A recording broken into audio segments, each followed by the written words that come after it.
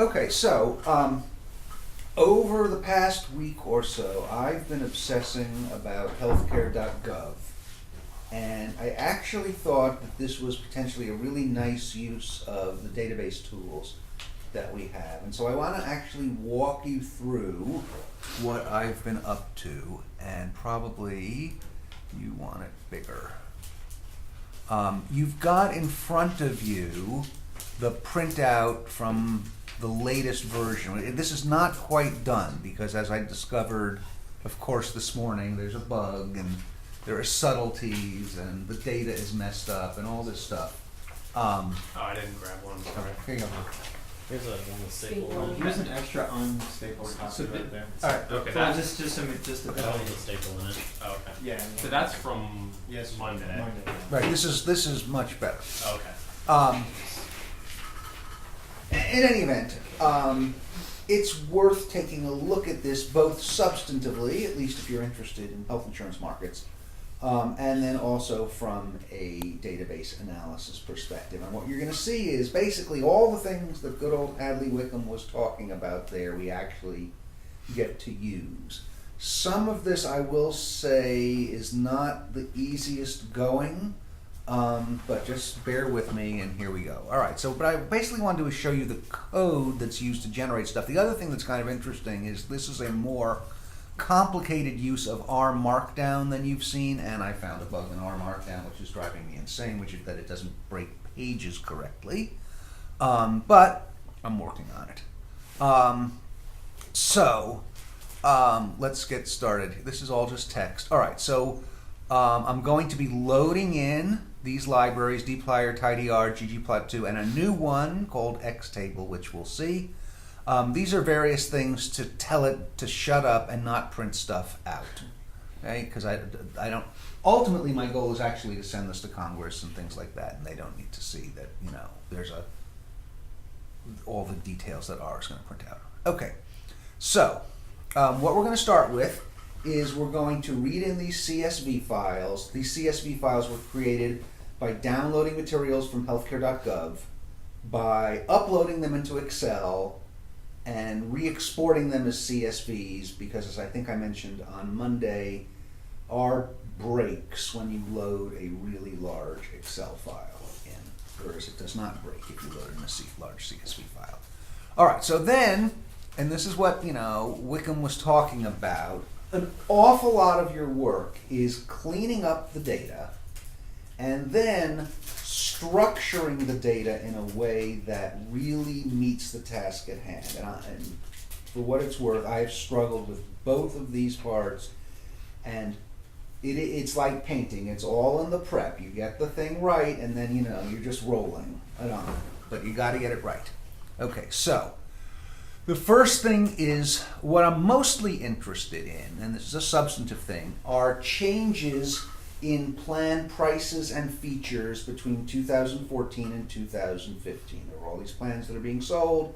Some of them stopped being sold. So there are some new plans, but there are also plans that persisted. And what I want to look at is what changes do we see in things like premiums and deductibles and the degree of competition and that kind of thing. So, of course, the government has not done it exactly the same in 2015 as it did it in 2014, although they came pretty close. They added a column called accreditation, which they misspelled, and we don't need it, so it's gone. So this is the use of select, and remember what a minus thing means, take it out. Okay, it's an anti-select. All right, then, and this was 3 hours to realize what the bug was, is in 2015 they did not capitalize the names of counties, whereas in 2014 they did. And so I kept trying to match the data based on counties, and it couldn't find any matching counties, and it never occurred to me that they would do such a thing. So anyway, this to upper converts all the 2015 county names to uppercase, so that it's all going to match. All right. What we have, if you think about it, is I've got two databases, one for 2014, one for 2015, and I basically want to put them together, okay? But the issue is that there are plans that existed in 2014 that don't exist in 2015, and likewise there are plans that exist in 2015 that don't exist in 2014. And so we've got to put them together in the correct way. The other thing is, what do you mean by a plan? Okay? So these plans have various features, and you have to decide how to match a plan in 2014 to a plan in 2015. And there are lots. So, for example, supposing it has the same name, the plan has the same name, but they've refiled with the insurance commissioner, and it's actually now been given a different number. Does that make it a different plan? Or it has the same number with the insurance commissioner, but it has a different name. Or it's the same name, but now they're selling it in a county or a rating area that they didn't sell it in before. The states basically aggregate their counties into rating areas where the ratings are supposed to be the same. And so there's an issue about what do you mean by the same plan. And again, after like 2 hours of work and looking at what the best thing would be, I believe this is the best solution, which is to say that two plans are the same if they're sold in the same state, they're sold in the same county, they're the same metal level. You know, we have these bronze, silver, gold, platinum plans. They're the same type, meaning is it an HMO, a PPO, or some exotic things called EPOs and POSs. And then I'm going to use basically this filing number, the plan ID standard component, to identify a plan. And that's what we're going to use to match. All right.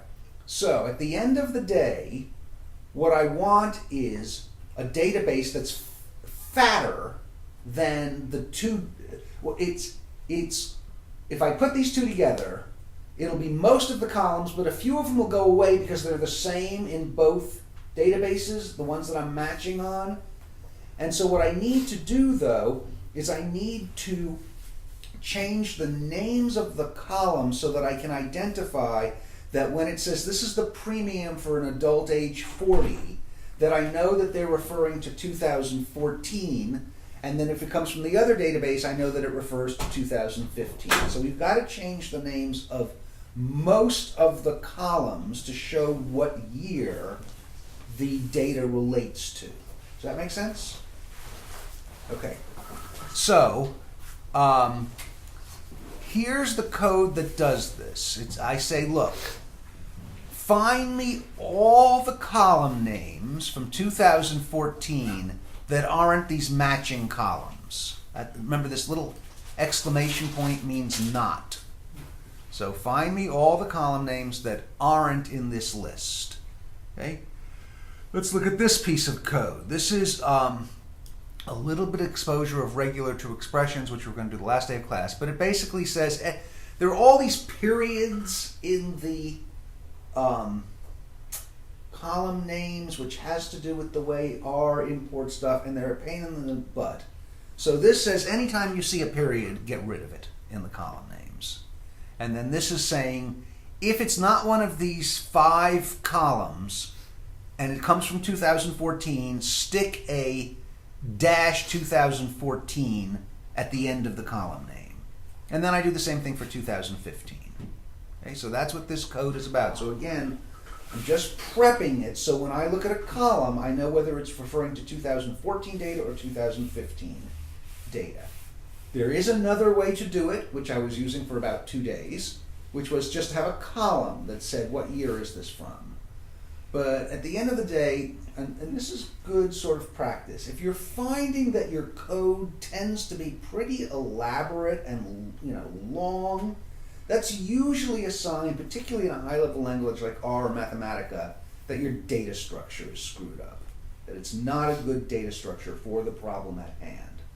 And so instead of having, what I basically did is at first I just took the 2 databases and stuck them one on top of the other and did a row binding of them and just said, hey, these are from 2014, these are from 2015. But that made comparisons very difficult, and so I ended up putting them together this way. The change 2014 and change 2015 variables, do those store the column? Those numbers, or store, do they this actually change, this thing? Yeah. Well, so we have change 2014 and change 2015, and what are those? line 60 Okay. or row 56. So what is you're asking? What is changed? Right. So I'm asking if those should store the column number, and if the change should be the change 2014, change 2015. Yes, or- I have no idea why it works. Probably because there's stuff left over in kind of ours thing here. So let's fix this. This should be